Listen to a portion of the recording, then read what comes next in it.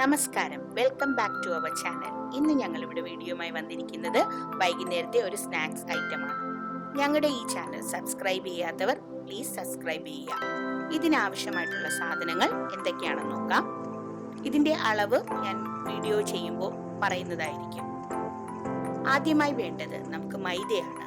ഏകദേശം 1 കപ്പ് മൈദയാണ് ഞാനിവിടെ ഈ വെട്ട് കേക്ക് ഉണ്ടാക്കുന്നതിന് വേണ്ടി ഉപയോഗിച്ചിരിക്കുന്നത്.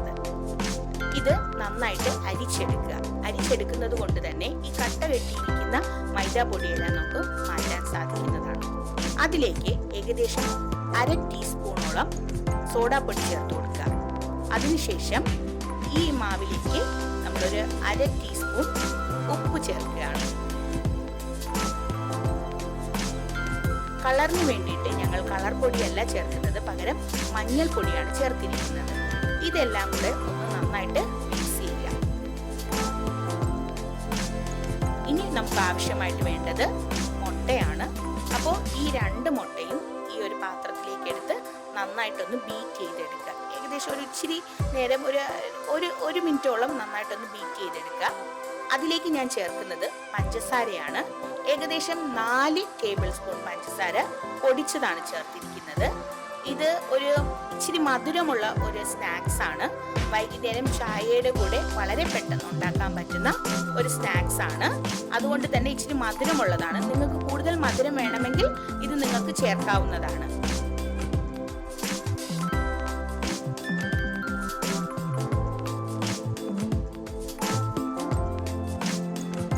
ഇതിനുശേഷം നമ്മൾ ചെയ്യുന്ന എന്താന്ന് വെച്ച് കഴിഞ്ഞാൽ, നേരത്തെ എടുത്ത് വെച്ചിരുന്ന പൊടിയിലേക്ക് ഞാൻ ഇച്ചിരി ഏലക്ക പൊടിച്ചതിടുകയാണ്. അതില്ല എന്ന് വെച്ചാലും കുഴപ്പമൊന്നുമില്ല, പക്ഷെ ഈ ഏലക്ക ഇടുമ്പോൾ അതിൻ്റെ ഒരു മണവും ഗുണവും ഒക്കെ കിട്ടും എന്നതുപോലെ ഇച്ചിരി ടേസ്റ്റും അതിൻ്റെ ഒരു ഫ്ലേവറോട് കൂടി നമുക്ക് കിട്ടുന്നതാണ്. അതിനുശേഷം ഈ ഏലക്ക പൊടിയും നേരത്തെ എടുത്തു വെച്ചിരിക്കുന്ന പൊടികളെല്ലാം നമ്മൾ മിക്സ് ചെയ്തല്ലോ, അതും കൂടെ ആയിട്ട് നന്നായിട്ടൊന്ന് മിക്സ് ചെയ്ത് എടുക്കുക.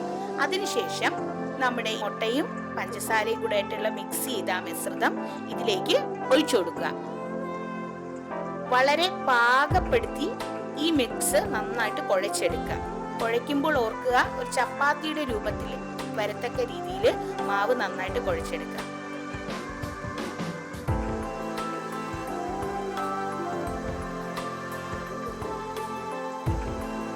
പിന്നെ മറ്റൊരു കാര്യം എന്ന് പറയുന്നത്, ഞങ്ങളുടെ സോഷ്യൽ മീഡിയയിൽ നിങ്ങൾ ഫോളോ ചെയ്യുക. അതിൻ്റെ ലിങ്ക് ഞങ്ങളിവിടെ ഡിസ്ക്രിപ്ഷൻ ബോക്സിലേക്ക് ഇടുന്നതാണ്. ആ ലിങ്ക് നിങ്ങൾക്ക് ഫോളോ ചെയ്യാവുന്നതാണ്. ഇനി ഈ മാവ് നന്നായിട്ട് കുഴച്ചതിന് ശേഷം ഏകദേശം ചപ്പാത്തി പരുവത്തിലേക്ക് ആയിട്ടുണ്ട്. ഇതിന് ശേഷം നമുക്ക് ഇതിനെ ഒന്ന് ഉരുട്ടിയാണ് എടുക്കേണ്ടത്.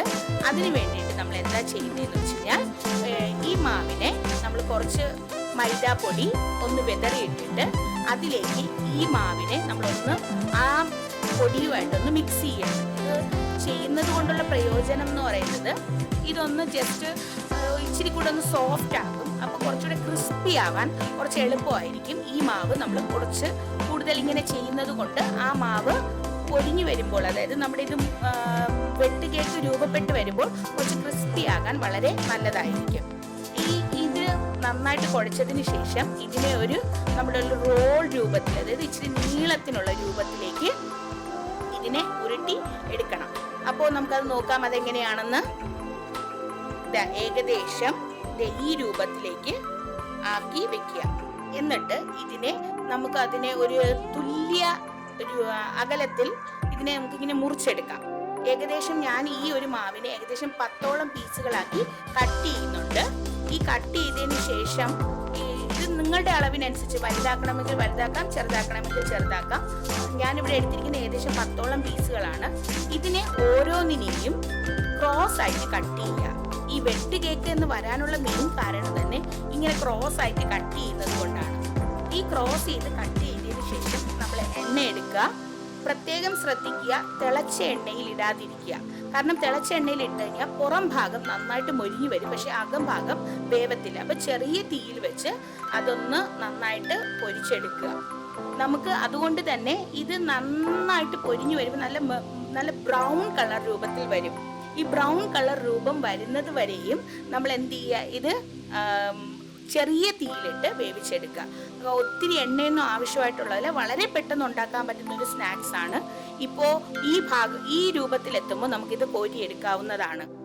ഇനി നമുക്കറിയാം ഇതൊരു വൈകുന്നേരത്തെ സ്നാക്സ് ഐറ്റം ആയി കഴിഞ്ഞു. ഈ വീഡിയോ ഇഷ്ടപ്പെടുകയാണെങ്കിൽ ലൈക്ക് ചെയ്യുക, സബ്സ്ക്രൈബ് ചെയ്യുക, ഷെയർ ചെയ്യുക. Thank you for watching.